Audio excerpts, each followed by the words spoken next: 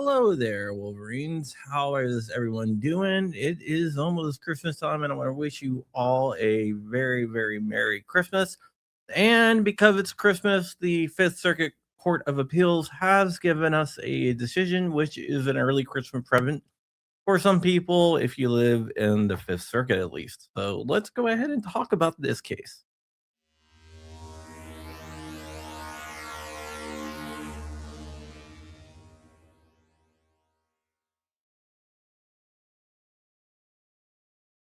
All right, we are back, and today we're going to be talking about a case out of the Fifth Circuit Court of Appeals.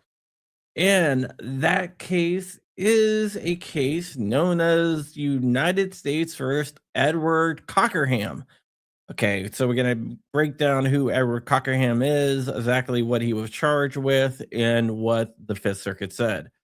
All right, so Edward Cockerham is a father, and in the past, he was kind of a deadbeat dad. Let's be honest. He did not pay his child support. And if you don't pay your child support, a lot of people don't know this, but you can lose your gun rights. So Edward Cockerham lost his gun rights for not paying child support. He did end up paying his child support eventually. But even when you do pay your child support and you get all caught up, once you lose your gun rights for not paying child support, that is it because it's a felony. And they found him in the possession of a firearm. Now, this is interesting because they charged him with being a felon with a firearm, which is verboten under federal law. A felon cannot own a firearm unless you go through a way of restoring rights, but we're not going to get into that right now. So, at the district court level, when he went there, the district court ruled that that the law preventing him from owning a firearm is unconstitutional because it fails the Bruin test. Is a two-step test. The first step is the plain text of the Second Amendment. Cockerham, there is no doubt that he is part of the people. The people is the political mass of the country. Basically, anyone that reaches the age of the majority. This is what the courts have always held. Although there was a court the other day that said illegals are part of the people, but they still can own firearms. But that's another case for another time. So he is over 18 years old and part of the political class reaching the age of majority, which right now in the United States is 18. And bearing arms is the whole entire point of the Second Amendment, since he is part of the people and his conduct is covered by the plain text of the Second Amendment. Basically, what they said is that his conduct is presumably constitutional. Now it falls to the state to prove that his conduct is not constitutional by doing stuff like giving historical analogs of laws from the founding era. The ratification date of the Second Amendment, 1792, even though a lot of anti-gunners try to say it's the ratification date of the 14th Amendment, which is 1868, but I disagree with that. So it's up to the government to provide historical analogs to show that a law is consistent with the nation's history and tradition of firearms regulations. It turns out that the state could not provide such analogs. So they failed the Bruin two-step test in the district court. The government appealed to the United States Fifth Circuit Court of Appeals, which went to a 3-judge panel, 2 Republicans and 1 Democrat. And I bet you can guess the voting breakdown on this.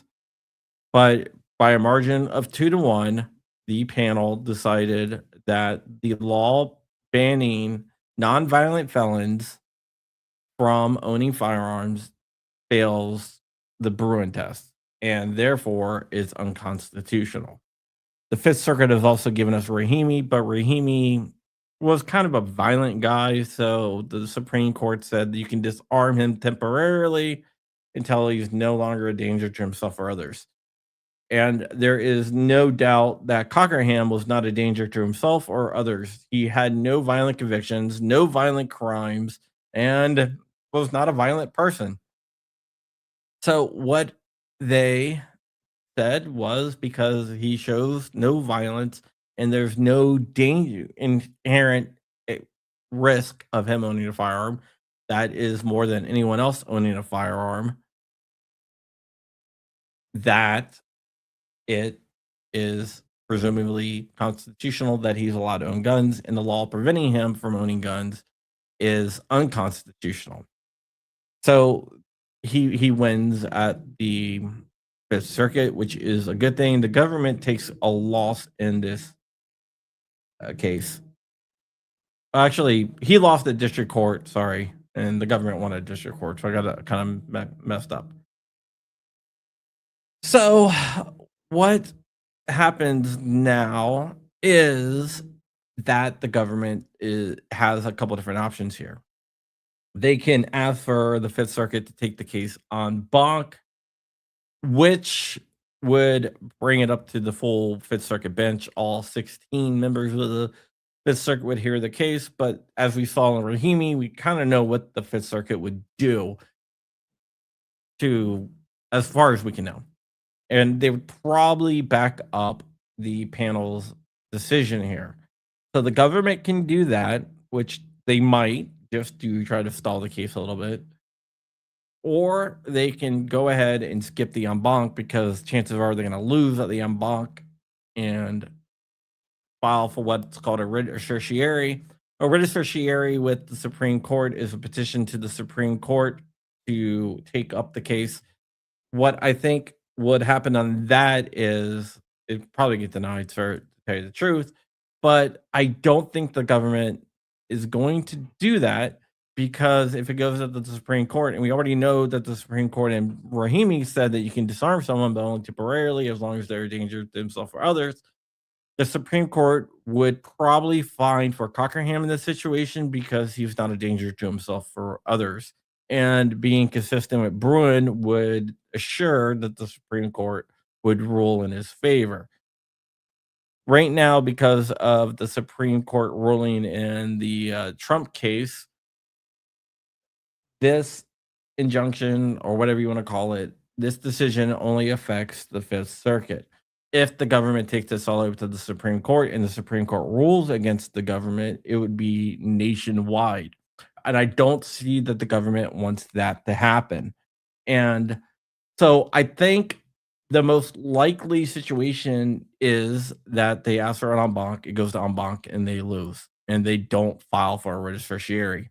There is another option that they could take, and that option is to go ahead and just let it die here, uh, because this is an as applied challenge. So let Cockerham walk away without like affecting the law nationwide. But this decision that the that the appeals court did actually is in line with the Bruin decision and also the Rahimi decision. So I think it's the right decision. And yeah, that's it. All right, just wanted to bring this to you really quickly here and go ahead and let you know what exactly is going on. There's a couple other stories out there that I'll get to tomorrow, so I'm not going to get to it tonight, but I'll get to it tomorrow.